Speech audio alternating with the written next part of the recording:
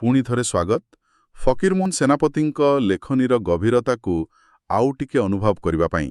ହଁ, ଆଜି ଆମେ ଛମାଣ ଆଠଗୁଣ୍ଠର ଏକ ବହୁତ ମହତ୍ତ୍ୱପୂର୍ଣ୍ଣ ପରିଚ୍ଛେଦକୁ ନେଇ କଥା ହେବା।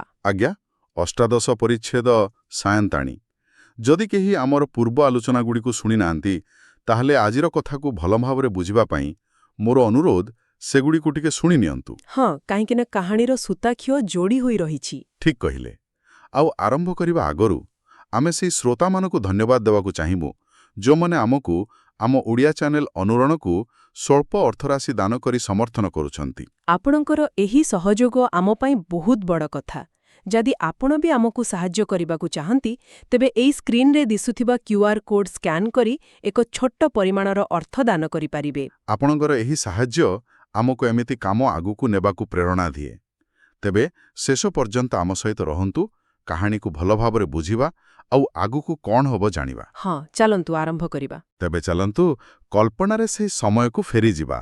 ଶ୍ରାବଣ ମାସ ଚାଲିଥାଏ, ରାଧାଷ୍ଟମୀର ପବିତ୍ର ଦିନ। ହଁ, ଭୋର ସମୟ, ମାନେ ପୁରା ପାହାନ୍ତା ପହର, ଅଳ୍ପ ଅଳ୍ପ ଅନ୍ଧାର ଅଛି ଆକାଶରେ। ଆଉ ବର୍ଷା ଦିନର ସେ ପାହାନ୍ତିଆ ଶୀତଟା, ଅଧିକାଂଶ ଲୋକ ବିଛଣାରେ। ସେମିତି ଏକ ନିରୋଳା ସମୟରେ ମଙ୍ଗରାଜଙ୍କର ପୋଇଲି, ମରୁଆ, ସେ ଗୋଟେ ଢାଳ ଧରିଛି ବାଁ ହାତରେ। ହଁ, ଧୀରେ କବାଟ ଫିଟେଇ ବାହାରକୁ ଆସିଲା, ବୋଧେ ପାଇଖାନା ଯିବ ବୋଲି। ଆଉ ଠିକ୍ ସେତିକିବେଳେ ତା ନଜର ପଡ଼ିଗଲା ଅଗଣା ମଝିରେ ଥିବା ତୁଳସୀ ଚଉରା ଉପରେ। ଆଚ୍ଛା।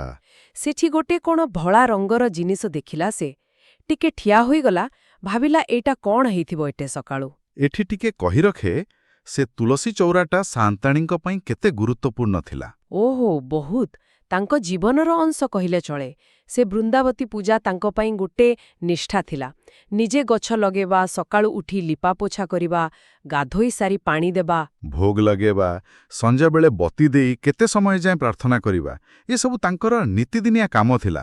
ହଁ, ସେ କ'ଣ ମାଗୁଥିଲେ କେଜାଣି, ସେ କଥା ଖାଲି ସେ ବୃନ୍ଦାବତୀ ଜାଣିଥିବେ। ତେବେ ମରୁଆ ସେ ଧଳା ଜିନିଷଟା ଦେଖି କ'ଣ କଲା? ସେ ଟିକେ ଡରି ଡରି ଆଗକୁ ଗଲା, ବୁଝିଲେ, ଧୀରେ ଧୀରେ ପାଖକୁ ଗଲା। ଆଉ ଭଲ କରି ଚାହିଁଲା ବେଳକୁ କିଏ ଥିଲା ସେ? ସେ ଦେଖିଲା ଇଏ ତ ସାନ୍ତାଣୀ। ଓହୋ! ସେ ଡାକିଲା, ସାନ୍ତାଣୀଏ ଓ ସାନ୍ତାଣୀଏ, କିନ୍ତୁ କିଛି ଉତ୍ତର ନାହିଁ। ତାପରେ ସେ ଭୟରେ ଢାଳଟା ତଳେ ଥୋଇଦେଲା। ସାନ୍ତାଣୀଙ୍କ ଦେହରେ ହାତ ମାରିଲା, ହଲେଇଲା। ଦେହ କେମିତି ଥିଲା? ରାତିରେ ବୋଧେ ବର୍ଷା ହୋଇଥିଲା, ଲୁଗାପଟା ସବୁ ଓଦା, ଦେହ ସାରା କାଦୁଅ ଲାଗିଛି, ଆଉ ଦେହଟା ପୁରା କାଠ ପରି ଟାଣ, ଆଉ ପୁରା କୁଆପଥର ପରି ଥଣ୍ଡା। ବାପରେ! ଏହା ଦେଖି ମରୁଆ ଆଉ ନିଜକୁ ସମ୍ଭାଳି ପାରିଲାନି। ତା ପାଟିରୁ ଗୋଟେ ଭୟଙ୍କର ଚିତ୍କାର ବାହାରି ଆସିଲା। ସେ କାନ୍ଦି କାନ୍ଦି ତଳେ ଗଡ଼ିଗଲା। କ'ଣ କହି କାନ୍ଦୁଥିଲା ସେ, ଭାବ ବିହଳ ହୋଇ? କହୁଥିଲା, ମୋ ସାନ୍ତାଣୀ ଗୋ, ମୋ ସାନ୍ତାଣୀ, କୁଆଡ଼େ ଚାଲିଗଲୁ ଲୋ ମା? ହାଇଲୋ, ମୋର ଟିକେ ଦେହ ଖରାପ ହେଲେ କିଏ ବୁଝିବ ଲୋ? ମୋତେ ଜ୍ୱର ହେଲେ କିଏ ପଥି ରାନ୍ଧି ମୋ ମୁହଁରେ ଦେବ ମୋ ସାନ୍ତାଣୀ ଗୋ? ଆହା, ତା କାନ୍ତରେ ପୁରା ଉଆସଟା କମ୍ପି ଯାଇଥିବ। ହଁ, ପୁରା କମ୍ପି ଉଠିଲା। ସେ କାନ୍ଦ ଶୁଣି ଘର ଭିତରୁ ସମସ୍ତେ ଧାଇଁ ଆସିଲେ। ବୋହୂମାନେ, ଚାକର ବାକର, ଦେଖୁ ଦେଖୁ ଅଗଣା ଲୋକରେ ଭର୍ତ୍ତି। ସମସ୍ତେ କାନ୍ଦୁଥିବେ ନିଶ୍ଚୟ। ସମସ୍ତେ। ବୋହୂମାନଙ୍କର ମୁଣ୍ଡରେ ଲୁଗା ନାହିଁ, ସେମାନେ କାନ୍ଦି କାନ୍ଦି ତଳେ ଲୋଟି ଯାଉଛନ୍ତି। ଆଉ ଚମ୍ପା? ହଁ, ଚମ୍ପା କ'ଣ କଲା? ତାର ତ ଅଲଗା କଥା। ସେ ତ ସମସ୍ତଙ୍କଠୁ ବଳି ପଡ଼ି କାନ୍ଦୁଛି। ବାଡ଼ି ଦୁଆରରୁ ଦାଣ୍ଡ ଦୁଆର ଯାଏଁ ଏମିତି ଧାଁ ଦୌଡ଼ କରୁଛି ଆଉ ରାହା ଛାଡ଼ି କାନ୍ଦୁଛି। ତା କାନ୍ଦରେ କେତେ ସତ କେତେ ମିଛ କିଏ ଜାଣେ। ସେ କଥା ତ ଅଲଗା, କିନ୍ତୁ ଖବରଟା ବ୍ୟାପିବାକୁ ଜମା ବେଶୀ ସମୟ ଲାଗିଲାନି। ବିଜୁଳି ବେଗରେ ଗାଁ ସାରା କଥାଟା ଖେଳିଗଲା। ଲୋକମାନେ ସବୁ ଆସିଥିବେ। ସମସ୍ତେ। ଯିଏ ଯୋଉଠି ଥିଲା, ସ୍ତ୍ରୀ ଲୋକମାନେ ବାସି କାମ ଛାଡ଼ି, ପୁରୁଷମାନେ ବିଲବାଡ଼ି କାମ ଛାଡ଼ି, ସମସ୍ତେ ଦୌଡ଼ି ଆସିଲେ ମଙ୍ଗରାଜଙ୍କ ଘରକୁ। ସମସ୍ତଙ୍କ ମନରେ ଦୁଃଖ। ବହୁତ ଦୁଃଖ। ସମସ୍ତେ ଖାଲି ସାନ୍ତାଣୀଙ୍କ ଗୁଣ ହିଁ ଗାଉଛନ୍ତି। ଯାହାର କିଛି ସମ୍ପର୍କ ନଥିଲା, ସେ ବି ଦୁଇ ଟୋପା ଲୁହ ଗଡ଼େଇ ଦଉଥିଲା। ଲୋକେ କ'ଣ କୁଆକୁଇ ହେଉଥିଲେ? କହୁଥିଲେ, ଆଜି ପରା ମହାଷ୍ଟମୀ, ଏଡ଼େ ବଡ଼ ପୁଣ୍ୟ ଦିନରେ ଆମ ଗାଁରୁ ଲକ୍ଷ୍ମୀ ଚାଲିଗଲେ। ଆଉ କିଏ କହୁଥିଲା, ମଙ୍ଗରାଜଙ୍କ ଘରର ଭାଗ୍ୟ ଏତିକି ଥିଲା, ଆଜିଠୁ ସବୁ ସରିଗଲା, ସିରି ଛାଡ଼ିଲା। ଆଉ ଗାଁର ସ୍ତ୍ରୀ ଲୋକମାନେ? ସେମାନେ ତ ସ୍ୱାମୀ ସେବା କଥା ପଡ଼ିଲେ ସାନ୍ତାଣୀଙ୍କୁ ହିଁ ଉଦାହରଣ ଦେଉଥିଲେ।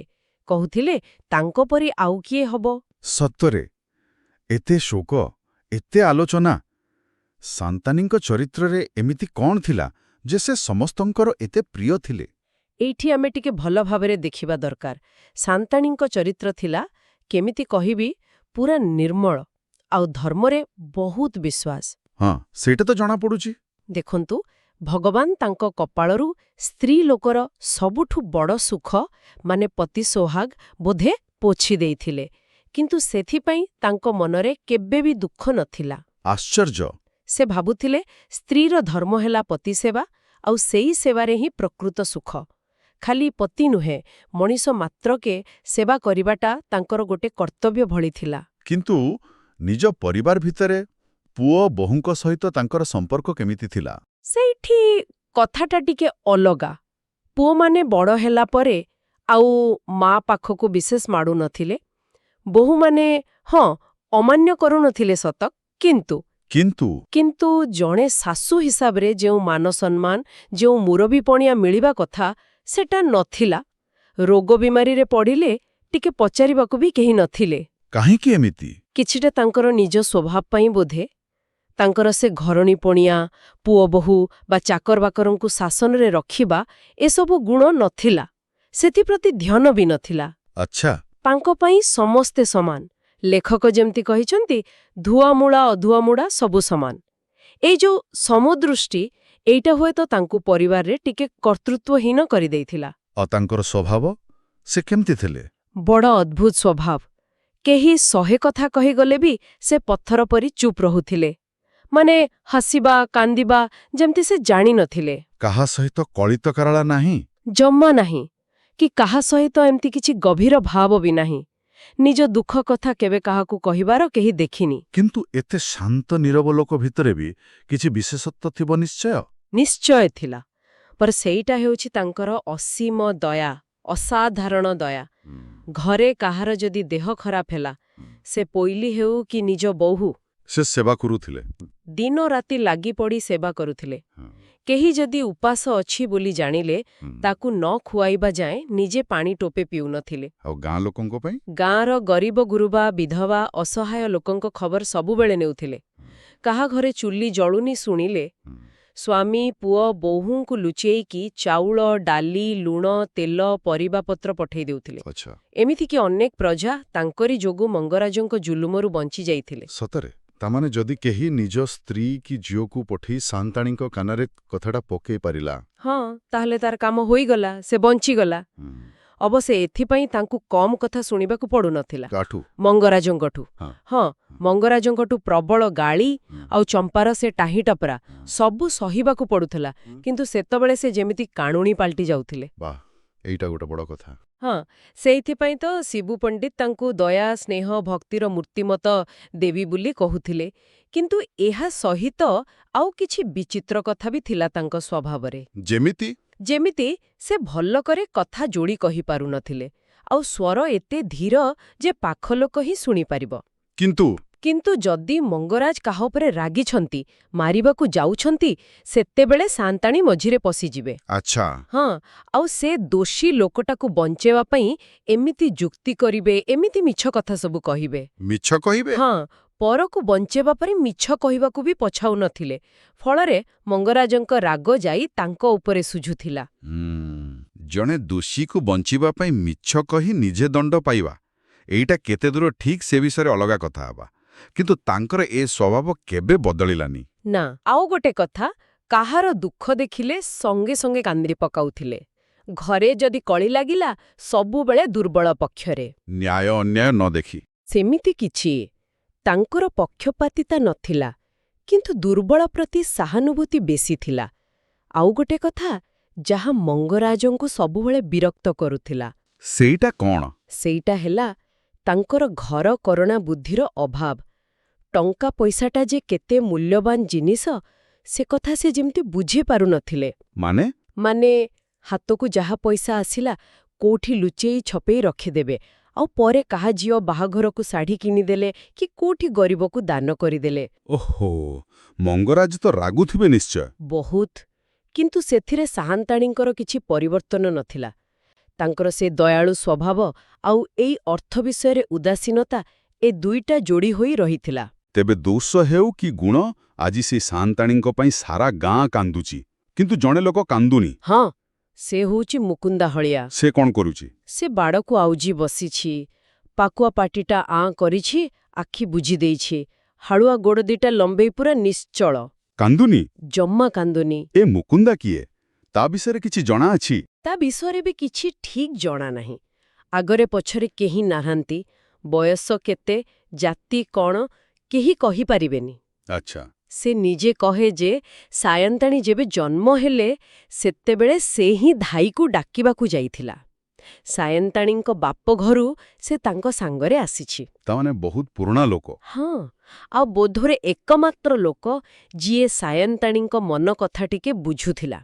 ସେମାନଙ୍କ ଭିତରେ ଯେମିତି ଗୋଟେ ନୀରବ ଭାଷା ଥିଲା। ନୀରବ ଭାଷା? ହଁ, ଯେବେ ସାୟନ୍ତାଣୀଙ୍କ ମନ ଦୁଃଖ ହେଉଥିଲା, ମୁକୁନ୍ଦା ଆସି ଖାଲି ତାଙ୍କ ମୁହଁକୁ ଚାହୁଁଥିଲା, ଆଉ ସାୟନ୍ତାଣୀ ତାକୁ ଦେଖି ମୁଣ୍ଡ ପୋତି ଦେଉଥିଲେ। ବାସ୍ ସେତିକି। କିନ୍ତୁ ସେଇ ମୁକୁନ୍ଦା ଆଜି କାନ୍ଦୁନି, ଯିଏ ସାୟନ୍ତାଣୀଙ୍କ ଟିକେ ଦୁଃଖରେ ଲୁହ ଗାଡ଼ାଉଥିଲା। ହଁ, ଲେଖକ ଏହାର କାରଣ କ'ଣ କହୁଛନ୍ତି ଜାଣନ୍ତି?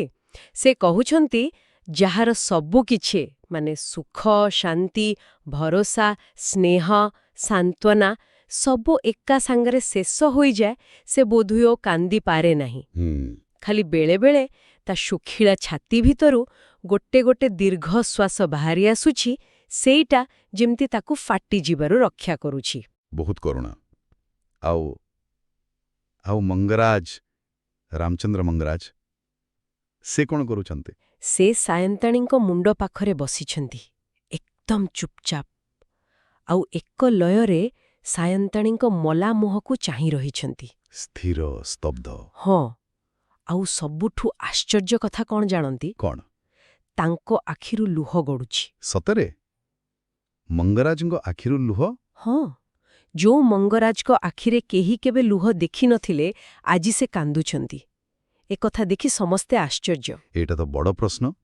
ମଙ୍ଗରାଜଙ୍କ ଭଳି ଜଣେ ଲୋକ, ଯାହାଙ୍କ ପାଇଁ ଟଙ୍କା ହିଁ ସବୁ କିଛି ଥିଲା। ହଁ, ଯିଏ ସ୍ନେହ, ମାୟା, ମମତା କ'ଣ ଜାଣିନଥିଲେ ବୋଲି ଲୋକେ ଭାବୁଥିଲେ, ସେ ଆଜି କାହିଁକି କାନ୍ଦୁଛନ୍ତି? ଏଇଟା କ'ଣ ପ୍ରକୃତ ଦୁଃଖ? ସେ ତ କେବେ ସାୟନ୍ତାଣୀଙ୍କୁ ଭଲ ପାଇଁ ଦିପଦ ମିଠା କଥା କହିବାର ଶୁଣା ନାହିଁ। ଲେଖକ ଏହାର ଏକ ବହୁତ ସୁନ୍ଦର ବିଶ୍ଳେଷଣ କରିଛନ୍ତି। ସେ କହୁଛନ୍ତି, ହୁଏତ ଏଇଟା ସେମିତି କିଛି ରୋମାଣ୍ଟିକ ଦାମ୍ପତ୍ୟ ପ୍ରେମ ନୁହେଁ, କିନ୍ତୁ ଏଇଟା ନିଶ୍ଚିତ ଭାବରେ ବିଚ୍ଛେଦର ଯନ୍ତ୍ରଣା। ମାନେ ଯେତେବେଳେ ଜଣେ ବେଦମନ୍ତ୍ର ପଢ଼ି ଜଣକୁ ସ୍ତ୍ରୀ ହିସାବରେ ଗ୍ରହଣ କରେ, ସେ ଭଲ ହଉ କି ମନ୍ଦ, ତା ସହିତ ଗୋଟେ ସ୍ୱାଭାବିକ ମାୟା, ଗୋଟେ ବନ୍ଧନ ତିଆରି ହୋଇଯାଏ। ଏଇଟା ମଣିଷର ପ୍ରକୃତି। ହଁ, ସେଟା ଠିକ୍। ଆଉ ସ୍ତ୍ରୀ ତ କେବଳ ପତ୍ନୀ ନୁହେଁ, ସେ ସହଧର୍ମିଣୀ, ପିଲାଛୁଆଙ୍କର ମା, ସୁଖ ଦୁଃଖର ସାଥୀ, ରୋଗ ହେଲେ ସେବା କରେ, ବିପଦ ପଡ଼ିଲେ ପରାମର୍ଶ ଦିଏ। ତେଣୁ ଯଦି ଲୋକଟା ପୁରା ପଥର ନୁହେଁ, ତାହେଲେ ଏମିତି ଜଣେ ସାଥୀ ଚାଲିଗଲେ କଷ୍ଟ ତ ହବ, ଜୀବନରେ ତାକୁ ଭଲ ପାଉ କି ନ ପାଉ। ଆଉ ଯଦି ସେ ସ୍ତ୍ରୀ ସାୟନ୍ତାଣୀଙ୍କ ପରି ସାଧ୍ୱୀ, ସଚରିତ୍ର, ପତିପରାୟଣ ହୋଇଥାଏ, ତାହେଲେ ତ କଥା ସରିଲା। ତା ବିୟୋଗଳ ଦୁଃଖ ଅସହ୍ୟ। ଲେଖକ କହୁଛନ୍ତି, ସେ ଦୁଃଖ ଯେମିତି ନାଗସାପ କାମୁଡ଼ିବାର ଯନ୍ତ୍ରଣା। ବାପରେ! ସେତେବେଳେ ଲାଗେ ଯେମିତି ପୁରା ଦୁନିଆ ଶୂନ୍ୟ ହୋଇଗଲା। ସବୁ ସୁନ୍ଦରତା, ସବୁ ମିଠାପଣ, ସବୁ ସୁଗନ୍ଧ, ସବୁ ଯେମିତି ଚିତା ନିଆଁରେ ଜଳି ପାଉଁଶ ହୋଇଗଲା। ଲେଖକ ଆଉ ଗୋଟେ ରୂପକ ବି ଦେଇଛନ୍ତି ନା, ସେ ନଦୀ କଥା? ହଁ, ବହୁତ ସୁନ୍ଦର ରୂପକ। ମଙ୍ଗରାଜଙ୍କ ଜୀବନରେ ଦୁଇଟା ନଦୀ। ଗୋଟେ ହେଉଛି ଚର୍ମଣବତୀ, ଭୟଙ୍କର, କୁମ୍ଭୀର ଭର୍ତ୍ତି, କୂଳ ଲଙ୍ଘୁଥିବା। ଏଇଟା ବୋଧେ ତାଙ୍କ ଲୋଭ ଆଉ ତୃଷ୍ଣାର ପ୍ରତୀକ। ଆଉ ଅନ୍ୟଟି? ଅନ୍ୟଟି ଫଲ୍ଗୁ, ଯାହା ବାଲି ତଳେ ବହେ, ଶାନ୍ତ, ପବିତ୍ର। ଏଇଟା ହେଉଛି ସାନ୍ତାଣୀଙ୍କର ସେଇ ଶାନ୍ତ, ପବିତ୍ର ପ୍ରଭାବ। ଆଜି ସେଇ ଫଲ୍ଗୁ ନଈଟା ସବୁଦିନ ପାଇଁ ଶୁଖିଗଲା। ବାଃ, କି ସୁନ୍ଦର ତୁଳନା! ଆଉ ସେ ମଦ୍ୟପର ଉଦାହରଣ? ହଁ, ଯେମିତି ଜଣେ ମଦ ପିଉଥିବା ଲୋକ ପାଇଁ ମଦଟା ବହୁତ ଭଲ ଲାଗେ, କିନ୍ତୁ ପାଣି ନ ପିଇଲେ ଯେ ଜୀବନ ଚାଲିବନି, ସେ କଥା ସେ ସଙ୍କଟ ବେଳେ ହିଁ ବୁଝେ। ସେମିତି ମଙ୍ଗରାଜ ହୁଏତ ସାନ୍ତାଣୀଙ୍କ ମୂଲ୍ୟ ଆଜି ବୁଝୁଛନ୍ତି। ତାହେଲେ ମଙ୍ଗରାଜଙ୍କ ମନରେ କେବଳ ଦୁଃଖ ନା ଆଉ କିଛି ଅଛି? ଆପଣ କ'ଣ ଭାବୁଛନ୍ତି? ଲେଖକ ଆଉ ଗୋଟେ ଶବ୍ଦ ବ୍ୟବହାର କରିଛନ୍ତି, ଅନୁତାପ। ଅନୁତାପ? ହଁ, ଦୁଃଖରେ ଲୋକ କାନ୍ଦେ, କିନ୍ତୁ ଅନୁତାପ ହେଉଛି ତୁଷ ନିଆଁ ପରି, ଭିତରେ ଭିତରେ ଜଳେ। କାହିଁକି ଅନୁତାପ? କାରଣ ହୁଏତ ମଙ୍ଗରାଜ ଏବେ ଅନୁଭବ କରୁଛନ୍ତି ଯେ ତାଙ୍କ ନିଜ କର୍ମ, ନିଜର ଅବହେଳା, ନିଜର ଅଯତ୍ନ, ସେହି ସବୁ ହିଁ ସାନ୍ତାଣୀଙ୍କ ମୃତ୍ୟୁ ପାଇଁ ଦାୟୀ।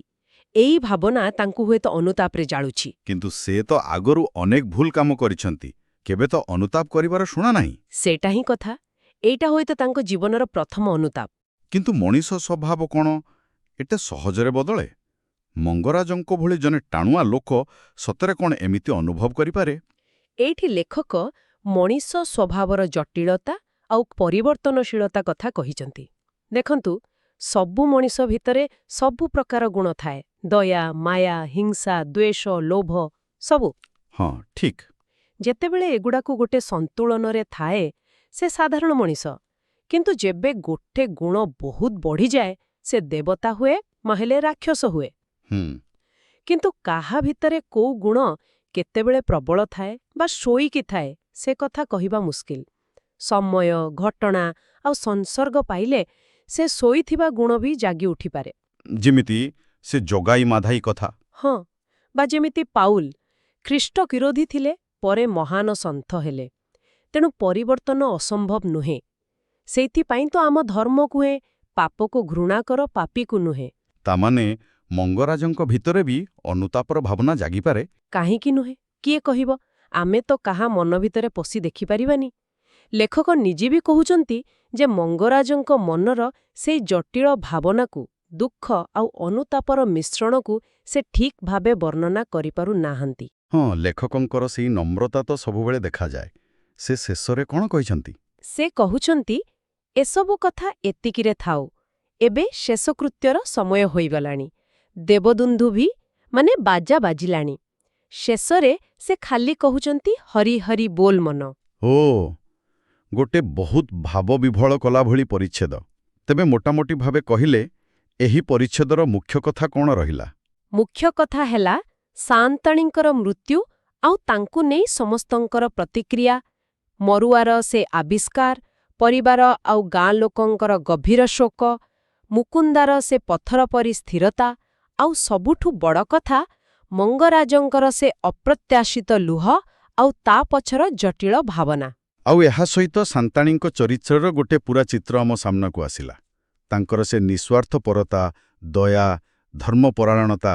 ହଁ, କିନ୍ତୁ ତା ସାଙ୍ଗକୁ ତାଙ୍କର ସେ ଘରକରଣାରେ ଅପାରଗତା, ନିଜ ପରିବାର ଭିତରେ ଟିକେ ପ୍ରତିଷ୍ଠାହୀନତା, ଏସବୁ ଦିଗ ବି ସ୍ପଷ୍ଟ ହେଲା।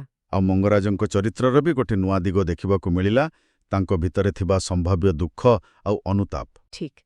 ଏଥିରୁ ଆମେ ଶିଖିବା କଥା କ'ଣ? ପ୍ରଥମ କଥା ହେଲା, ଜଣେ ପ୍ରକୃତରେ ଭଲ ମଣିଷର ମୂଲ୍ୟ ବେଳେବେଳେ ସେ ଚାଲିଗଲା ପରେ ହିଁ ବେଶୀ ଜଣାପଡ଼େ। ହଁ, ସାନ୍ତାଣୀଙ୍କ କ୍ଷେତ୍ରରେ ତ ସେଇଆ ହେଲା। ଦ୍ୱିତୀୟ କଥା ହେଲା, ମଣିଷର ମନ ଆଉ ସମ୍ପର୍କଗୁଡ଼ିକ କେତେ ଜଟିଳ। ସାନ୍ତାଣୀଙ୍କର ସେ ନୀରବ ଦୟା, ମଙ୍ଗରାଜଙ୍କ କଠୋରତା ଭିତରେ ବି କିଛି ଭାବନା ଲୁଚି ରହିଛି। ମୁକୁନ୍ଦରା ସେ ନୀରବ ଭକ୍ତି, ଏସବୁ ବହୁତ ଗଭୀର। ଆଉ ତୃତୀୟ କଥା ହେଲା ଦୁଃଖ ଆଉ ଅନୁତାପର ଶକ୍ତି। ଗୋଟେ ବଡ଼ ଆଘାତ ଜଣେ କଠୋର ଲୋକକୁ ବି ବଦଳେଇ ଦେଇପାରେ, ତାକୁ ନିଜ ଭିତରକୁ ଦେଖିବାକୁ ବାଧ୍ୟ କରିପାରେ। ଆଉ ଏହା ସେ ସମୟର ସମାଜ ବିଷୟରେ ବି କିଛି କହୁଛି। କେମିତି ସମାଜ ଦୟାକୁ ଦେଖୁଥିଲା ଆଉ କେମିତି କଠୋରତାକୁ। ନିଶ୍ଚୟ। ଆଉ ଏଇ କଥାଗୁଡ଼ିକ ଆଜି ବି ପ୍ରାସଙ୍ଗିକ। ଆଜି ବି କ'ଣ ଆମେ ସେମିତି ନୀରବରେ ଭଲ କାମ କରୁଥିବା ଲୋକଙ୍କୁ ଅଣଦେଖା କରୁନେ? ହଁ, ସେମାନଙ୍କର ମୂଲ୍ୟ କ'ଣ ସେମାନେ ନ ରହିଲେ ଯାଇ ବୁଝାପଡ଼େ? ଆଉ ସେଇ ଯେ ପାର୍ଥିବ ସଫଳତା ମାନେ ଧନ, ସମ୍ପତ୍ତି ଆଉ ଆନ୍ତରିକ ମାନବୀୟ ଗୁଣ, ଏ ଦୁଇଟା ଭିତରେ ସଂଘର୍ଷ ତ ଆଜି ବି ଚାଲିଛି। ହଁ, ସତ କଥା। ଆଉ କଠୋର ଦେଖାଯାଉଥିବା ଲୋକଙ୍କ ଭିତରେ ବି ଯେ ଗଭୀର ଭାବନା ଥାଇପାରେ, ସେ କଥା ବି ଆମେ ମନେ ରଖିବା ଦରକାର। ଆଜିର ସମାଜ କେମିତି ଦେଖେ? ଜଣେ ନିଃସ୍ୱାର୍ଥପର ଲୋକକୁ ଅଧିକ ମହତ୍ୱ ଦିଏ ନା ଜଣେ ଦୃଢ଼, ବାସ୍ତବବାଦୀ ଲୋକକୁ? ଏଇଟା ବି ଚିନ୍ତା କରିବାର କଥା। ତେବେ ଆଜିର ଆଲୋଚନା ଶେଷରେ ଗୋଟେ ବଡ଼ ପ୍ରଶ୍ନ ଛାଡ଼ି ଦେଇଯାଉଛି। ମଙ୍ଗରାଜଙ୍କର ଏ ଯୋଉ ଦୁଃଖ, ଏ ଯୋଉ ସମ୍ଭାବ୍ୟ ଅନୁତାପ, ଏଇଟା କ'ଣ ସତରେ ତାଙ୍କ ଚରିତ୍ରରେ କିଛି ସ୍ଥାୟୀ ପରିବର୍ତ୍ତନ ଆଣିବ, ନା ଏଇଟା ଖାଲି ଗୋଟେ କ୍ଷଣିକ ଭାବାବେଗ ହୋଇ ରହିଯିବ? ଏହାର ଉତ୍ତର ପାଇବାକୁ ହେଲେ ଆମକୁ 6 ଗୁଣ୍ଠର ଆଗାମୀ ଅଧ୍ୟାୟଗୁଡ଼ିକର ଆଲୋଚନାକୁ ଅପେକ୍ଷା କରିବାକୁ ପଡ଼ିବ। ତେଣୁ ଆମ ସହିତ ଯୋଡ଼ି ହୋଇ ରୁହନ୍ତୁ। ଆଉ ହଁ, ଆପଣମାନେ ଆଉ କେଉଁ ଓଡ଼ିଆ ଉପନ୍ୟାସ କିମ୍ବା ଗଳ୍ପ ଉପରେ ଏମିତି ଆଲୋଚନା ଶୁଣିବାକୁ ଚାହାନ୍ତି, ଦୟାକରି ଆମକୁ କମେଣ୍ଟ କରି ଜଣାନ୍ତୁ। ଆମର ଏହି ଚେଷ୍ଟା ଯଦି ଆପଣଙ୍କୁ ଭଲ ଲାଗୁଥାଏ, ତେବେ ଲାଇକ୍, ଶେୟାର, କମେଣ୍ଟ କରନ୍ତୁ। ଆଉ ଆମ ଚ୍ୟାନେଲ ଅନୁରଣକୁ ସବସ୍କ୍ରାଇବ୍ କରିବାକୁ ଭୁଲନ୍ତୁ ନାହିଁ। ଦୟାକରି ଅଧିକରୁ ଅଧିକ ଶେୟାର କରନ୍ତୁ। ଆମ ଓଡ଼ିଆ ଭାଷା ସାହିତ୍ୟ ପାଇଁ ଏହି ଛୋଟ ପ୍ରୟାସକୁ ଆଗକୁ ବଢ଼ାଇବାରେ ସାହାଯ୍ୟ କରନ୍ତୁ। ହଁ, ଆଉ ନୂଆ ଆଲୋଚନାର ସୂଚନା ପାଇବା ପାଇଁ ସେ ବେଲ୍ ଆଇକନ୍ଟାକୁ ନିଶ୍ଚୟ ଦବାଇ ଦିଅନ୍ତୁ। ଯଦି ଆପଣ ଚାହିଁବେ ତେବେ ସ୍କ୍ରିନ୍ରେ ଦିଆଯାଇଥିବା କ୍ୟୁଆର୍ କୋଡ୍ ମାଧ୍ୟମରେ ଆମକୁ କିଛି ଆର୍ଥିକ ସହଯୋଗ ମଧ୍ୟ କରିପାରିବେ। ଆପଣଙ୍କର ଟିକିଏ ସାହାଯ୍ୟ ଆମ ପାଇଁ ବହୁତ ବଡ଼। ଆଜି ପାଇଁ ତାହେଲେ ଏତିକି। ଧନ୍ୟବାଦ। ଧନ୍ୟବାଦ।